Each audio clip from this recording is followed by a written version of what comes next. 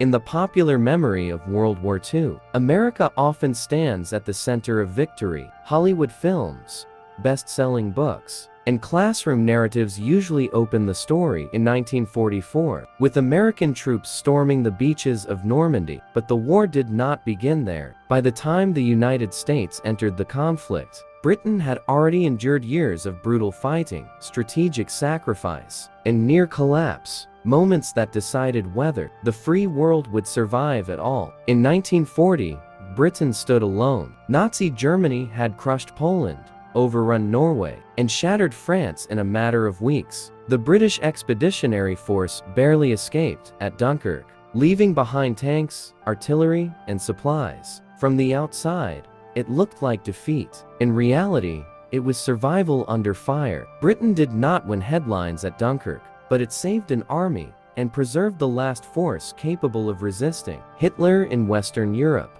The Battle of Britain followed, and it was not symbolic. It was decisive. For months, the Royal Air Force fought a numerically superior Luftwaffe in the skies above British cities and airfields. If Britain lost air control, invasion would follow. Day after day, pilots flew until exhaustion, many barely out of their teens. Radar stations, ground crews, and civilian factories worked as one system. When Germany failed to break Britain's air defenses, Hitler abandoned plans to invade. The first major defeat of Nazi Germany had occurred, without a single American soldier on the battlefield. Then came the Atlantic. While the United States was still neutral, British sailors fought a relentless, invisible war against German U-boats. Convoys carrying food, fuel, and weapons crossed deadly waters under constant threat. Britain's survival depended on these routes. Every sunk ship brought the nation closer to starvation. The Royal Navy, often outnumbered and overstretched, held the line long enough for American industry and naval power to eventually join the fight. In North Africa, British forces fought the Axis years before American troops arrived in large numbers. Battles at Tobruk and El Alamein were not side stories. They broke German momentum, destroyed elite units, and protected the Suez Canal, a lifeline of global trade. These victories reshaped the war's direction, yet they rarely dominate modern headlines. This series is not about diminishing America's role. The United States was essential to final victory, but history loses truth when early sacrifices are overshadowed by later fame. Before America got the headlines, Britain fought the war's hardest battles and held the line when the outcome was anything but certain. When America entered World War II after Pearl Harbor, Britain was no longer fighting to survive alone, but it was already exhausted. Years of constant warfare had drained manpower, industry, and morale. Yet British forces continued to carry the heaviest burdens in places most audiences rarely see on screen. These were not glamorous victories. They were grinding, costly battles that shaped the battlefield America later stepped onto. In the Mediterranean, Britain fought a long, punishing campaign to control sea lanes critical to the entire Allied war effort. Malta, a small island with enormous strategic value, became one of the most heavily bombed places on Earth.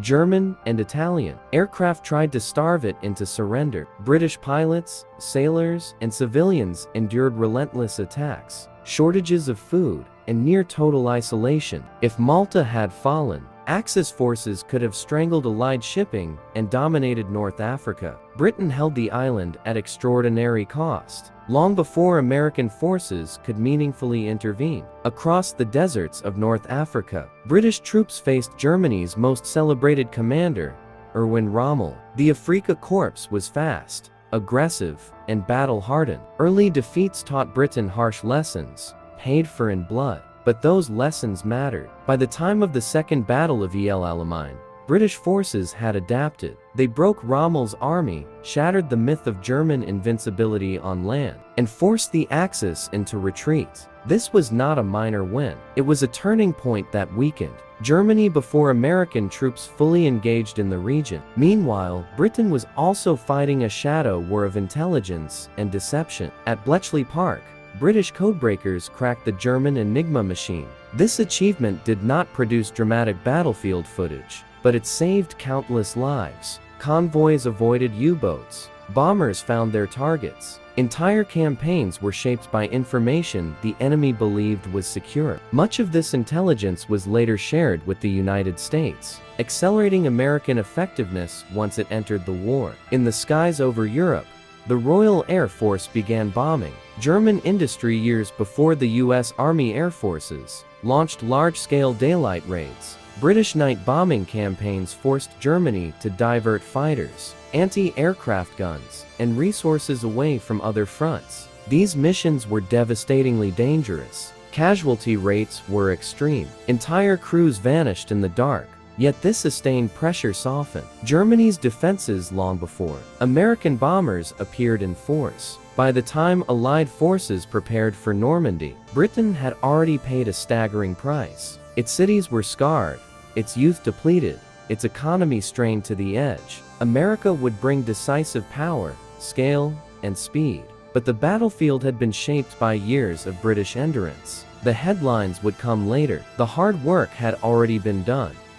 While Britain fought on land, sea, and air, another front quietly shaped the outcome of the war, the long preparation for invasion. Long before D-Day became a global headline, Britain turned itself into a massive armed camp. Its coastline bristled with defenses. Its fields became training grounds. Its ports transformed into launch points for the largest amphibious operation in history. None of this happened overnight, and none of it was easy. British commandos pioneered modern special operations years before America entered the war. Small, fast raids struck German-occupied coastlines in Norway, France, and the Mediterranean. These missions destroyed radar stations, fuel depots, and shipping, forcing Germany to spread its forces thin. The lessons learned about amphibious landings, intelligence gathering, and coordination became the blueprint for later Allied assaults. What succeeded on D-Day was built on British trial, error,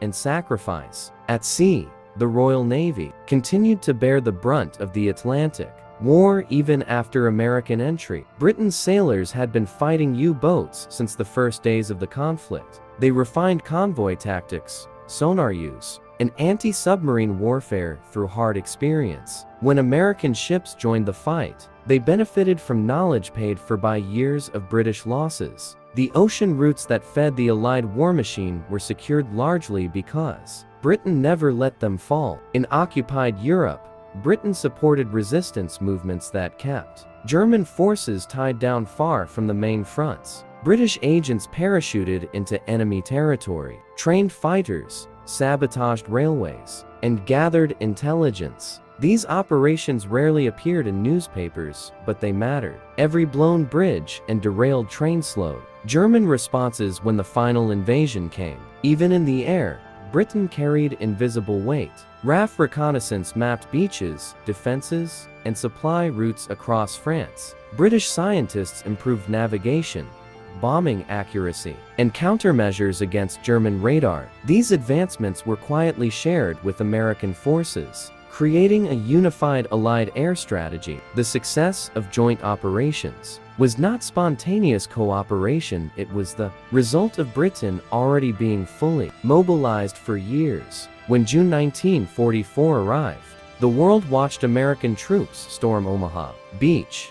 What it did not see was the 4 years of British endurance that made that moment possible. Without Britain holding out in 1940, there would have been no base for invasion. Without British control of the seas and skies, there would have been no crossing. Without British intelligence and innovation, there would have been no surprise. America brought power, numbers, and momentum. Britain brought experience, preparation, and survival under impossible odds. The headlines celebrated the moment of victory. The foundation was laid long before the cameras arrived.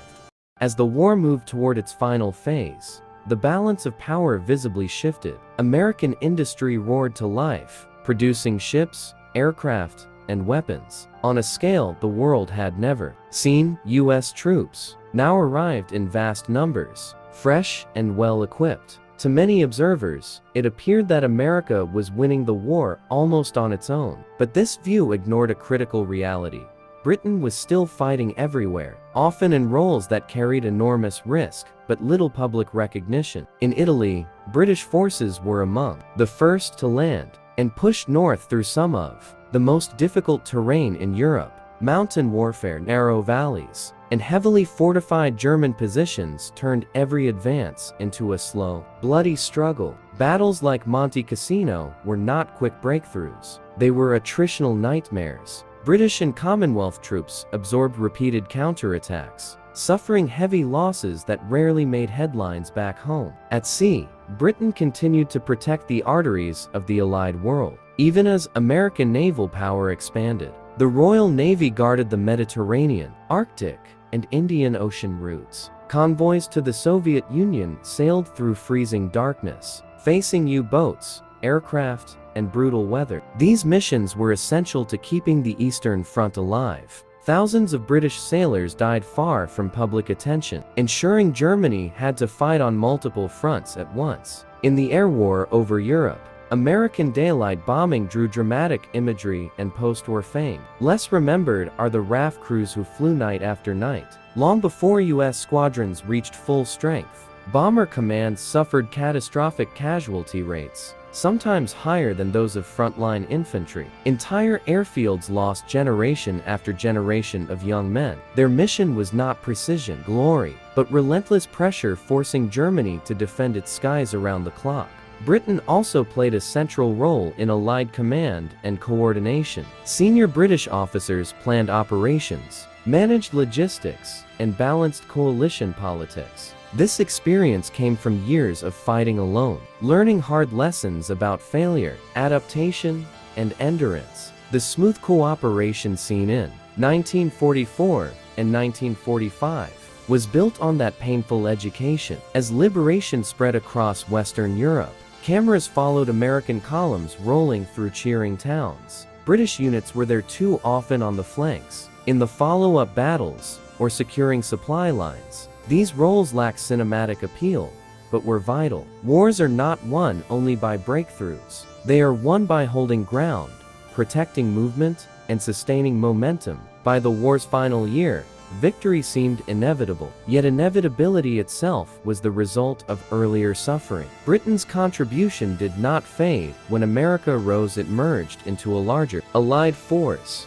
The headlines told a simple story. The reality was far more complex and far more costly. When the war finally ended in 1945, the world rushed to celebrate victory. Parades rolled through American cities. Photographs of U.S. soldiers became global symbols of triumph. In that moment, history began to simplify itself. Complex years of sacrifice were compressed into a single image. America as the face of Allied victory. Britain's story, harder and earlier, slowly faded into the background. Britain emerged from the war victorious, but financially broken, physically scarred, and emotionally drained. Entire cities had been bombed. Generations of young men were gone. The empire that once spanned the globe was exhausted beyond repair. Unlike the United States, Britain did not end the war richer or stronger. It ended the war spent. That reality shaped how history was remembered. Power writes memory, and post-war power belonged to America. American media, film, and publishing came to dominate global storytelling. Naturally, they focused on American experiences. Normandy, the Battle of the Bulge, and the push into Germany became the centerpiece of popular narratives. These were real, heroic battles, but they were not the whole war. Earlier British victories lacked the same visual record and marketing reach. There were fewer cameras in the skies over southern England in 1940, fewer reporters on the decks of battered Atlantic convoys in 1941. Britain also chose not to shout about its role. The national mood was not triumphal but somber. Victory had come at a terrible cost. Rationing continued for years after the fighting stopped. Reconstruction mattered more than recognition. While America looked forward, Britain looked inward, focused on survival in peace as much as it had in war. None of this reduces America's contribution. Without U.S. industrial power, manpower, and global reach, the war could not have been won. But timing matters in history. Britain fought when defeat was likely. America fought when victory, though costly, was achievable. That difference explains why one story feels heroic and the other feels heavy. Understanding this is not about rewriting history, it is about restoring balance. Britain held the line when no one else could. It absorbed the first blows, learned the hardest lessons, and built the foundation upon which Allied victory stood. America finished the fight with overwhelming force. Together, they won the war. But if we want the full truth, we must look beyond the headlines. The hardest battles were fought before the cameras arrived. And without those early British sacrifices, there would have been no victory for anyone to celebrate. As Cold War tensions replaced wartime unity, World War II's story hardened into a simple narrative. Democracy had won. America had led. The complexity of how that victory was achieved mattered less than the message. It served in a divided world. In this climate, Britain's early and hardest battles became footnotes, not because they lacked importance, but because they did not fit the new global storyline. Strategically, Britain's greatest contribution was time. Time bought with blood. From 1939 to 1941, Britain forced Germany to fight a war it had not planned to fight so soon or on so many fronts. Every month Britain held out, drained German resources, delayed expansion, and forced Hitler into costly choices. The invasion of the Soviet Union began while Britain still resisted. That decision would prove fatal for Germany. Britain did not defeat the Reich alone, but it ensured Germany never fought on its own terms again. Logistics, often ignored in popular history, tell the same story. Britain served as the unsinkable aircraft carrier of the Allied war. Its ports, railways, airfields, and factories formed the backbone of operations in Western Europe. Millions of American troops passed through Britain before entering combat. Every landing craft, fuel depot, and supply dump rested on infrastructure built under wartime bombing and rationing. This was not background work, it was decisive preparation. British science and innovation also reshaped the conflict. Radar, anti-submarine technology, improved aircraft design, and battlefield medicine saved lives on every front. These advances were not national secrets hoarded for prestige. They were shared, integrated, and expanded with American partners. The Allied advantage was collective, but Britain paid the early price of experimentation under fire. There is also a human dimension that rarely survives statistics. British families endured years of separation, nightly bombings, and constant loss with no guarantee of rescue. In 1940 and 1941, there was no promise that America would intervene in time. The decision to fight on was not strategic optimism. It was national defiance in the face of possible annihilation. For American and Canadian audiences, this context matters. It does not diminish later heroism at Normandy, in the Ardennes, or across Europe. Instead, it explains why those victories were even possible. Wars are not won in moments alone. They are won through endurance before momentum exists. By restoring Britain's role to its proper place, the story of World War II becomes rich, not smaller. It becomes a story of partnership, shaped by different sacrifices at different times. Britain bore the earliest and hardest weight. America brought decisive force when the path was finally open. The headlines remember the end. History deserves to remember the beginning. Memory is shaped not only by facts, but by repetition. Over decades, the story of World War II has been retold in classrooms, documentaries, and films with a familiar rhythm. The war appears to begin when America arrives and ends when America advances. Everything before feels like a prologue. This framing is not malicious, but it is incomplete. And incompleteness, repeated long enough, becomes distortion. Britain's war was fought without the certainty of victory. That single difference changes everything. When British leaders chose to continue fighting in 1940, they did so knowing defeat could mean occupation, collaboration, or destruction. There was no guarantee of rescue, no certainty of American entry. Every decision carried existential risk. That kind of warfare leaves fewer heroic speeches and more quiet resolve. By contrast, when America entered the war, it did so with vast geographic security, industrial depth,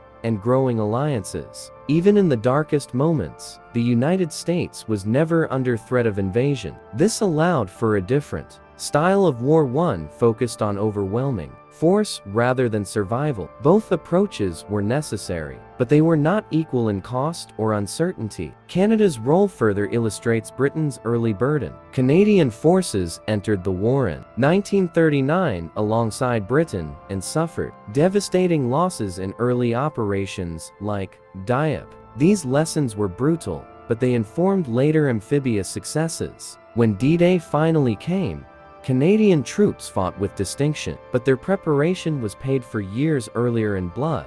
Few remember. Another reason Britain's role faded lies in documentation. Britain fought many of its hardest battles when technology and media access were limited. There were fewer color images, fewer embedded reporters, fewer dramatic soundbites. The American phase of the war coincided with improved cameras, radio coverage, and later television. Visibility shaped legacy. There is also a cultural difference in how victory is remembered. British war memory emphasizes endurance and restraint. American memory emphasizes triumph and resolution. Neither is wrong, but when one dominates global media, the other recedes. For American and Canadian audiences, revisiting Britain's role is not about reassignment of credit.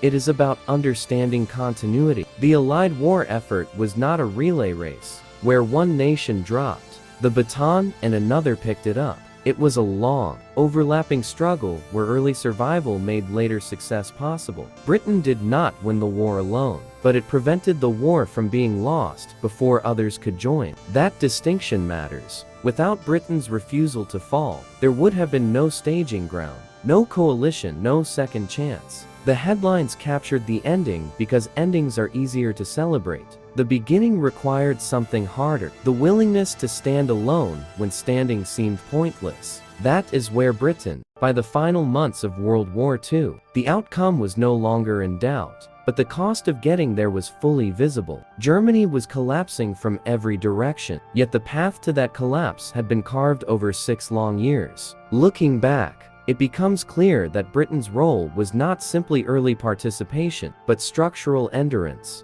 Britain did not just fight battles, it absorbed shock, adapted under pressure, and transformed survival into strategy. Consider how close the war came to ending before it truly began. In 1940, a negotiated peace was a real possibility. Britain's leadership faced internal pressure, military weakness, and global isolation. Choosing to continue the fight meant risking everything, on the hope that resistance itself could change the future. That decision altered history. Germany was denied total victory in the West, forced instead into a prolonged conflict that drained its strength and attention. Britain's economy was restructured entirely for war years before. America mobilized fully. Civilian life became secondary to national survival. Rationing, blackout rules, and compulsory service were not temporary inconveniences, they were a way of life. This total commitment allowed Britain to function as the logistical and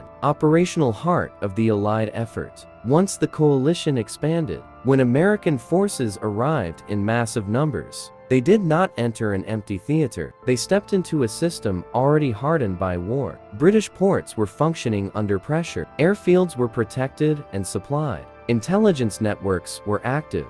Training doctrines had been tested in failure and success. The learning curve that often costs armies dearly had already been climbed by Britain. Even in victory, Britain did not claim dominance. Instead, it integrated. British commanders accepted shared leadership. British planners adapted to American scale. British forces fought alongside allies rather than ahead of them. This willingness to blend experience with power is one reason the Western allies avoided the fractures that plagued the Axis. For American and Canadian audiences, this perspective does not ask for guilt or revisionism. It asks for completeness. It reminds us that wars are not decided only by who delivers the final blow, but by who ensures the fight can continue long enough for that blow to be possible. Britain's war was not cinematic. It was patient, costly, and often unrewarded. but it was decisive in ways that numbers alone cannot measure. The hardest battles are not always the bloodiest. Sometimes they are the ones fought when hope is thin, allies are distant, and survival itself feels uncertain. As the world rebuilt after 1945, Britain stepped back from the spotlight. America stepped forward. The headlines followed power, prosperity, and influence. But history, when examined closely, tells a deeper story, one where Britain's early resistance shaped the very conditions that made Allied victory achievable.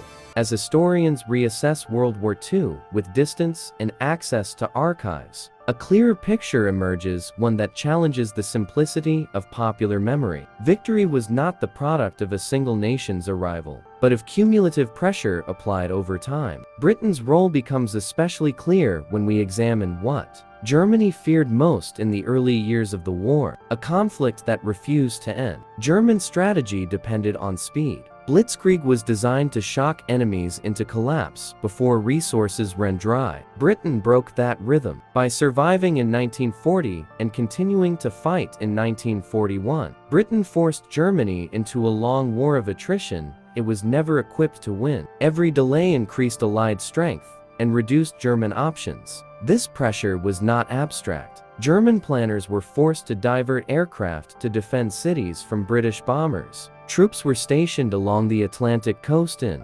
anticipation of an invasion that did not yet come. Submarines were tied down hunting British convoys instead of strangling global trade entirely. These defensive commitments weakened German operations elsewhere, including on the Eastern Front. Britain's contribution is also evident in coalition leadership. Managing alliances is itself a form of warfare. Britain maintained ties with governments in exile, coordinated Commonwealth forces from multiple continents, and balanced relations with the Soviet Union and the United States. This diplomatic and military cohesion ensured that the Allies, despite disagreements, never fractured the way the Axis did. Canadian forces, closely integrated with British command in the early years, exemplify this continuity. Canada's Navy grew from a minor force into a major Atlantic defender, operating largely within British-led systems. Canadian airmen flew in RAF squadrons during the war's most dangerous periods. These shared sacrifices blurred national lines long before America's mass mobilization. When American power surged,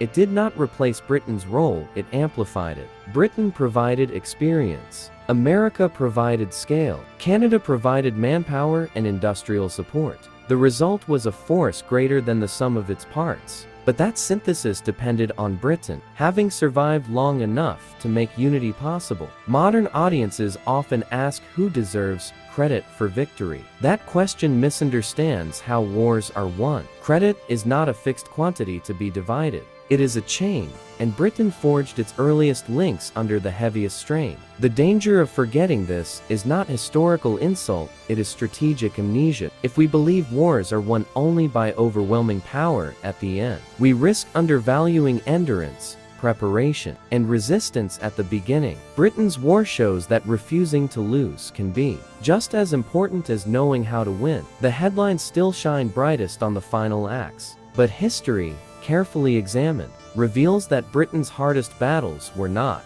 By the time World War II reached its final conclusion, the narrative of victory had already begun to settle into familiar lines. Germany surrendered, the flags were raised, the photographs were taken, yet history, frozen in those images, often hides the deeper forces that shaped the outcome. Britain's war effort was one of those forces, constant, unglamorous, and decisive in ways that resisted simple storytelling. One of Britain's greatest contributions was strategic continuity. Governments changed, commanders rotated, fronts shifted, but Britain's commitment never wavered. From the first declaration of war in 1939 to the final surrender in 1945, Britain remained engaged on every major front. This consistency mattered. It denied Germany the chance to reset, recover, or negotiate from strength. Britain also carried the moral burden of early resistance. When much of Europe fell or was forced into accommodation, Britain's refusal to surrender became a signal to occupied nations that Resistance was possible. Underground movements,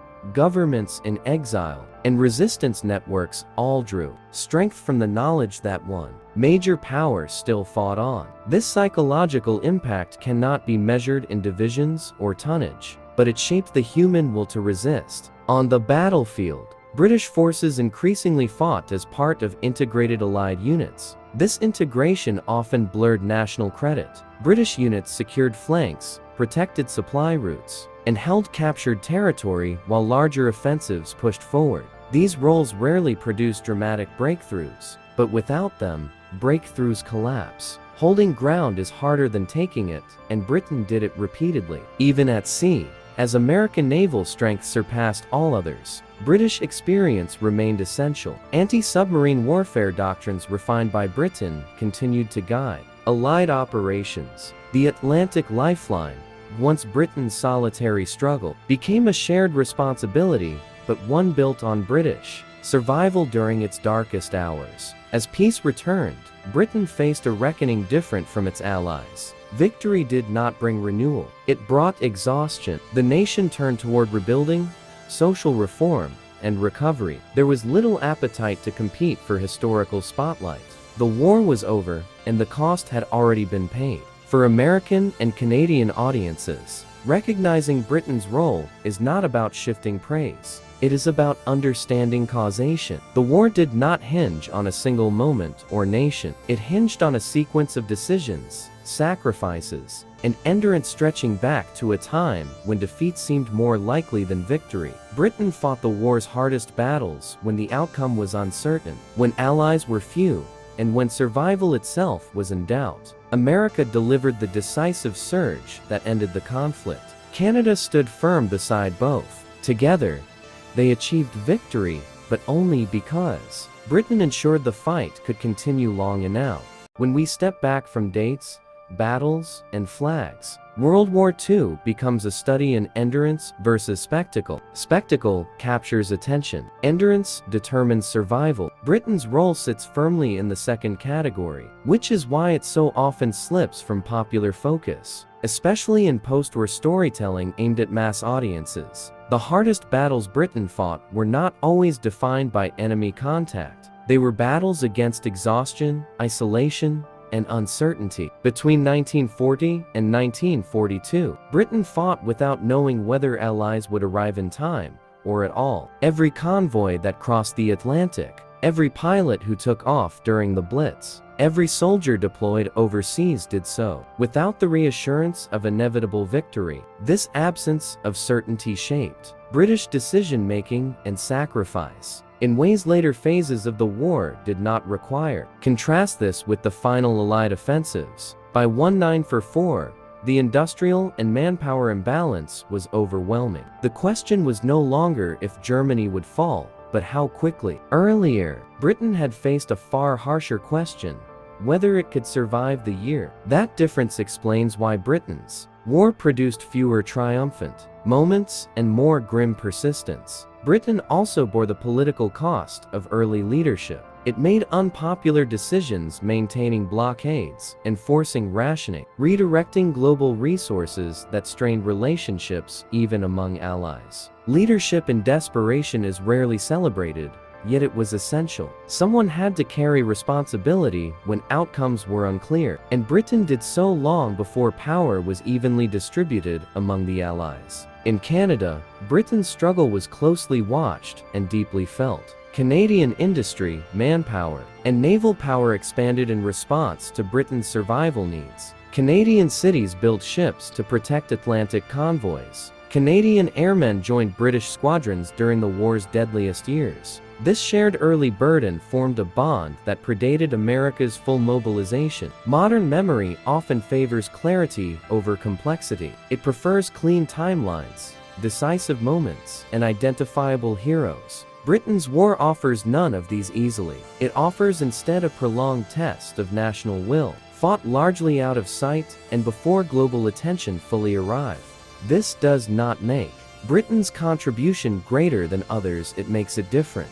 And difference, when misunderstood, becomes invisibility. Recognizing Britain's role restores depth to the Allied story, and reminds us that victory is rarely the result of a single dramatic phase. For audiences in the United States and Canada, this understanding strengthens, not weakens, the meaning of Allied success. It reveals a partnership forged over time, where early sacrifice and later power combined to defeat a common enemy. Britain did not win the war alone, but it fought when winning seemed impossible. That, more than headlines or parades, defines the hardest battles of all.